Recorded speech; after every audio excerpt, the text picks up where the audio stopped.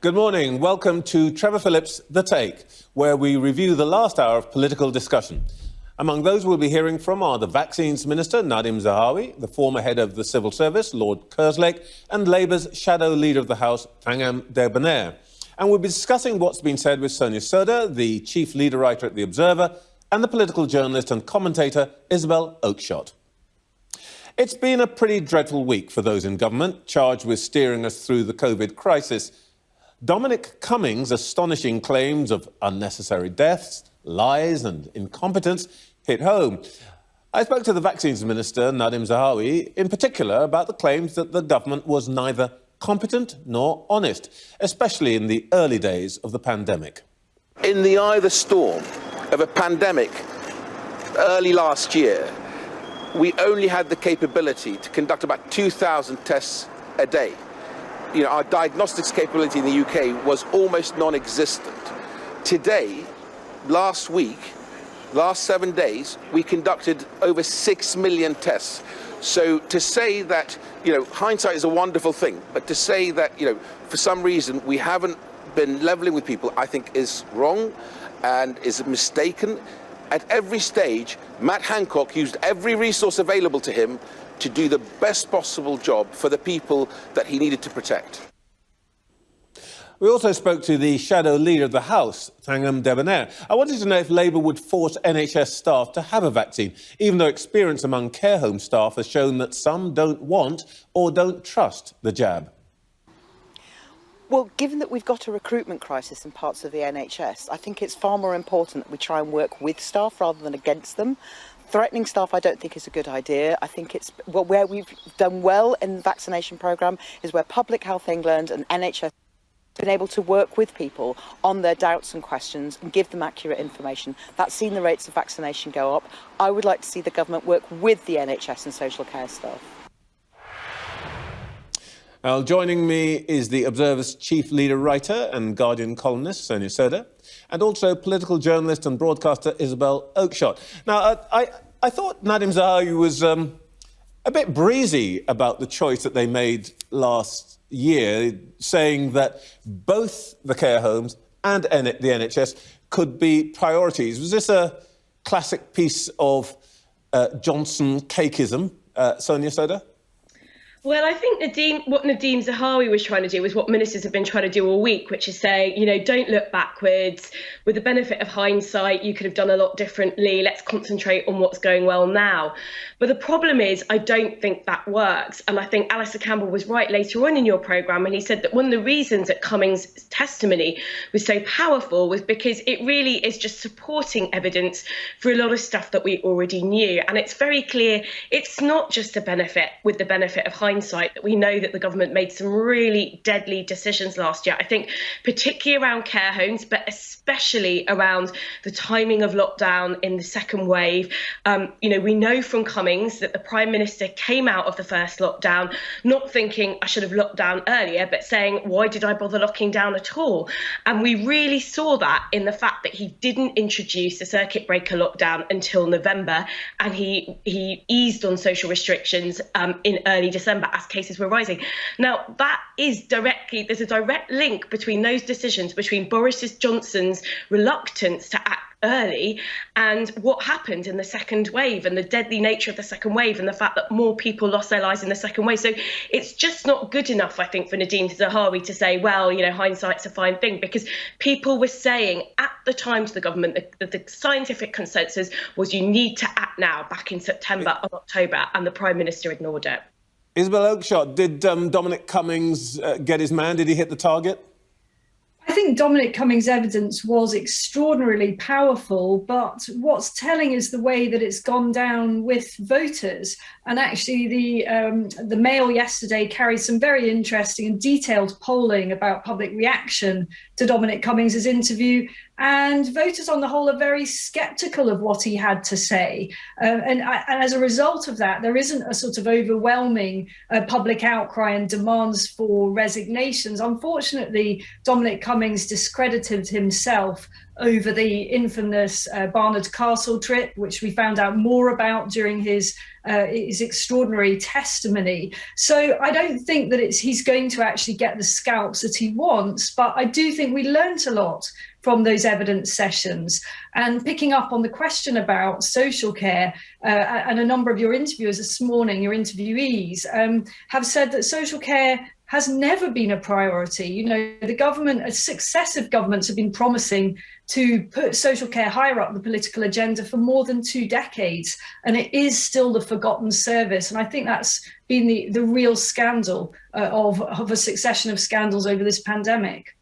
Nadim Zahawi's actual job is to look after the vaccination programme. Sonia, what do you think about... He was not entirely clear about whether the NHS's staff would be required to take the vaccination, but it did seem to me to point to the possibility that that's part of the future. What do you think about that? Well, I think these are quite tricky questions. I don't think there's necessarily sort of a clear answer on this. I think obviously it's in the best interest of everyone in this country that all care home staff, all NHS staff are vaccinated and get vaccinated, as soon, well, they should all be vaccinated by now.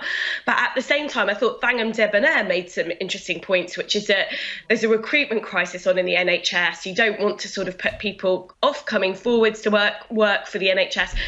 So I think the arguments are quite finely balanced. Personally, I think if there is a big issue with vaccine take-up, or at some point in the future there is a big issue with vaccine take-up, you are better off trying to win hearts and minds and really persuading people to get the vaccine than telling them that it's compulsory. But I think that the government was there leaving themselves some wriggle room just in case they do need to sort of take a firmer line with NHS staff in the future. And in some ways, it's a very reasonable thing to ask and make a condition of employment in terms of reducing your risk to those that you're caring for. Isabel? Well, instinctively, I'm really against the idea of any kind of forcing of people to have vaccinations. But I actually agree with pretty much everything that Sonia said there.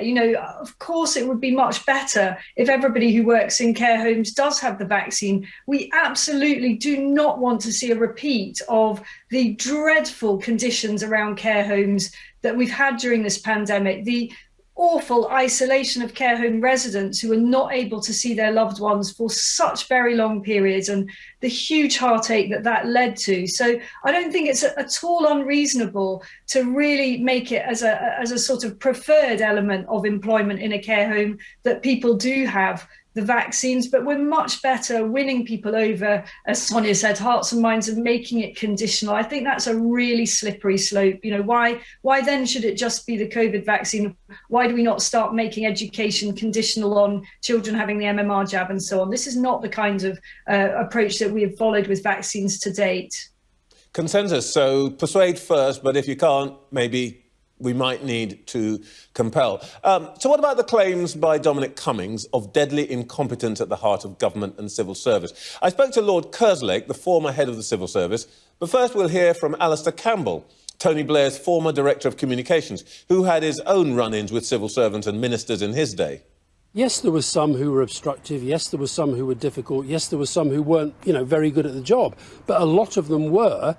And I think what sorry to keep going back to the current government compared to a kind of what I would call a rational government and a sensible professional government, what happened was that when there was clear direction from ministers, I think actually the civil service was broadly responsive. Listen, there were lots of situations, and Tony Blair famously made that speech about the scars on his back, about the difficulties of getting public service reform. However, we did deliver a lot of public service reform, not least with the help of the best in the civil service.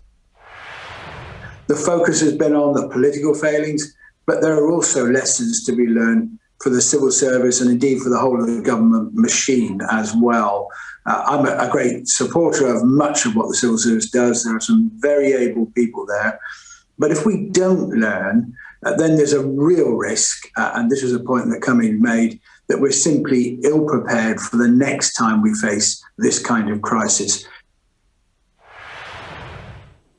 I thought this was interesting that two people who clearly neither of them has a nanosecond of time for Dominic Cummings as an individual, but both in suggesting that actually maybe he's got a point about the machine's insufficiencies. Isabel? Well, you look back to the New Labour years, and actually, Alistair Campbell, I'm no sympathiser with Labour generally, but Alistair Campbell is right that at the time that Tony Blair was in office, Number 10 had an extremely effective policy unit, and it really drove through some pretty radical things. I mean, specifically on the NHS, they were incredibly effective at making the machine do what they wanted it to in terms of reducing waiting times, which at that time were pretty awful. But there are ongoing themes that Dominic Cummings highlighted, which have been true for all administrations. In particular, Dominic Cummings has a bee in his bonnet about the inability within the civil service for ministers to sack senior figures or figures in key jobs that they believe are incompetent or not doing the job that they are supposed to. And Cummings has been going on about this since the early days of the Cameron administration, when he was a special advisor in the Department for Education, where he really saw up close how difficult it was to get the civil service to do things that they perhaps philosophically or politically didn't agree with. And I think he's right about that. And he would also like it to be much easier for outsiders to come in, experts, and particularly under circumstances such as the pandemic, where there really is a great need for the brightest and best to come in, whatever their background. So I think these are important points and will be looked at. Sonia, this isn't really a party political point, is it, really? It's about whether we can have a civil service that's nimble, that does the job. Yeah, that's right. And I'm sure lots of viewers will have worked for large organisations. I've worked for large organisations. You know, the culture and bureaucracy involved in running large organisations mean that it can be very difficult to change course or do things differently. And as Isabel has just said, I think the Labour years, you know, where there was that delivery unit and there were people focused very strongly on how do we deliver these things? How do we make the machine work in the way we want it to? That stuff takes a lot of energy and thought and investment. And I'm not sure that this is a government that has really thought about those things. And I think it's a sort of general theme around kind of incompetence and lack of clear strategic direction. I do think, though, there are really serious questions that emerge around the UK's preparedness for a pandemic. And this just isn't about pandemics. It's about all kind of national emergency and crises like terrorism threats, for example. So, you know, a pandemic was so high on the national risk register. I can't remember its exact place. I think it might have been second or something, but don't quote me on that. It was a foreseen risk. And yet, you know, I thought Cummings' testimony was very credible. This. You had a situation where the plans just didn't exist. They were hollow. And so I think there were really sort of important questions about why that planning wasn't in place. And it's a political and an institutional question. Why weren't ministers asking to see these plans, you know, in the run up to what happened? And why weren't top officials aware that those plans didn't exist? That's a really important point, Sonia, because in fact, one of the things that we do know is that there was an elaborate exercise to prepare for a pandemic, except it was the wrong pandemic, actually.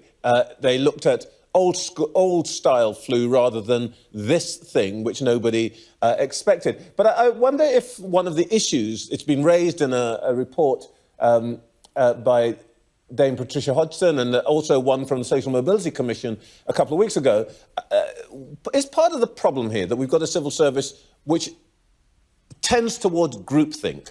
Too many of the same kinds of people, same backgrounds, same way of looking at things and so on. One suggestion is that there might be on every shortlist for a permanent secretary, top bosses in Whitehall, there should always be an external candidate. What do you think about that, Sonia? I mean, to be honest, I think that sounds like quite a good idea. I do think that there is, when it comes to groupthink, I think there's always an issue with the way that sort of decisions get made in very large organisations. And I thought what was so interesting about Cummings' testimony was he's always been, you know, opposed to groupthink and looked down his noses at people who sort of make. Yeah. Oh dear. Oh, sorry, have you lost? I'm back now, I think, I hope. Right. But what was quite clear from his testimony was that he himself admitted that it was really hard for him to challenge that groupthink in a timely manner because he was scared, and he left it till later than he might otherwise have done. And that really shows that I do think there are issues with diversity in the civil service, and things like the fast stream, they don't recruit broadly enough from people across the country of all ethnicities, of all class backgrounds, for example. And so I think that could help fix things. But there's also institutional issues. Okay. Actually, Cummings was part of himself. I just need to let Isabel comment briefly on this before we go to break. Isabel.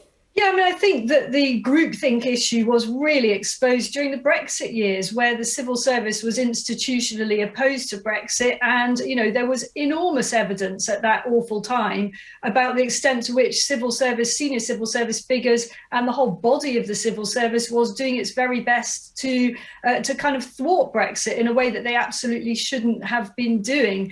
And in terms of preparation, I thought that was one of the most interesting points that Dominic Cummings raised. He even said that he was quite specific about it, saying that he was concerned about preparations, for example, for a terror attack using anthrax. So I actually think that the civil service can learn a lot from the military. The military were very well prepared relative to others in terms of their thinking about pandemics. And in the early phases of the pandemic, we saw them really acting very quickly to support the government effort.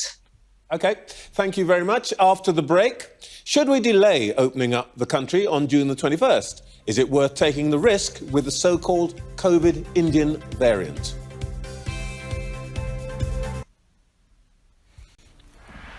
Welcome back to Trevor Phillips, The Take. The big COVID question we all want answered. Will the Prime Minister stick to the roadmap and go ahead with a big unlock on June the 21st? Or put it back because of the spread of the Indian vaccine? I spoke to the public health expert, Professor Linda Bold from the University of Edinburgh. She thinks we should delay. I really think that it's too early to be charging ahead. I would like to see several more weeks' data, and the kind of evidence I want to see, and all my colleagues, is that these chains of transmission, these links between the fact that we always knew we'd have slightly more cases when we opened up, but it's moving through the system to then people becoming unwell. We don't want anyone to become severely unwell with this virus, and we really have got just over 4 in 10 of the population who've got good protection from both doses. Other countries, final point on this, that have opened up fully, like Israel, have many more in their population that have got full protection from the vaccines, and we're just not there yet. Sonia Sodha and Isabel Oakeshott are still with me. Isabel, she was pretty unambiguous. Well, that's just one voice, and I think it would be absolutely disastrous to extend these restrictions any longer. The vast majority of people now who are vulnerable in this country have had one or both of their vaccines. Most people in the upper age categories who are at real risk from COVID have had both jabs quite some time ago now. So to me, there is no reason to delay. There's no evidence that the Indian variant is leading to any increase in death or even any significant increase in hospitalizations. And look, we're going to get a succession of variants. This is what the coronaviruses do. There will be other mutations. We have to decide what kind of life we want to lead, and we will never unlock if we're always waiting for protection from new variants. Sonia. Well, I think we do need to listen to public health experts on this, and I think the data in the next couple of weeks will be critical. It's about the extra transmissibility of the Indian variant. Hopefully it won't be at the upper end of estimations that it's, up to 50% more transmissible. But I think we really need to think about our borders policy, actually, because we know the biggest risk to the vaccine programme and to opening up would be if a more vaccine-resistant variant gets into the UK. And so I think we need to be thinking quite carefully about international travel over the summer, because we know international travel has been linked to this particular variant, and that the government delayed the decision to put India on the red list, which has had detrimental impact, I think. In the end, all of these things are going to be decided by the politicians on the advice of the scientists. Let me put to both of you, isn't there an underlying basic question that one has to answer? What is the choice that we're going to make? Are we going to accept that we live with this thing in varying degrees and varying flavours for the rest of our natural lives? Or do we think it is possible to suppress it, and therefore we adopt a strategy that says, let's get it out of the system? Sonia, where are you on that?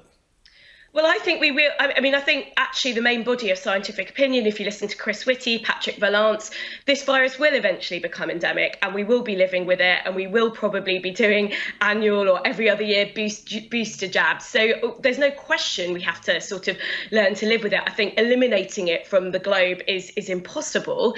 That said, we need to manage it until we get to a stage where it's endemic. And that means being really, really cautious about variants, and it might mean taking measures against variants. It may mean at some point reintroducing social restrictions if there is a vaccine resistant variant until we have a new vaccine that's developed. Because at the end of the day, experiencing tens of thousands of deaths just isn't tolerable. OK.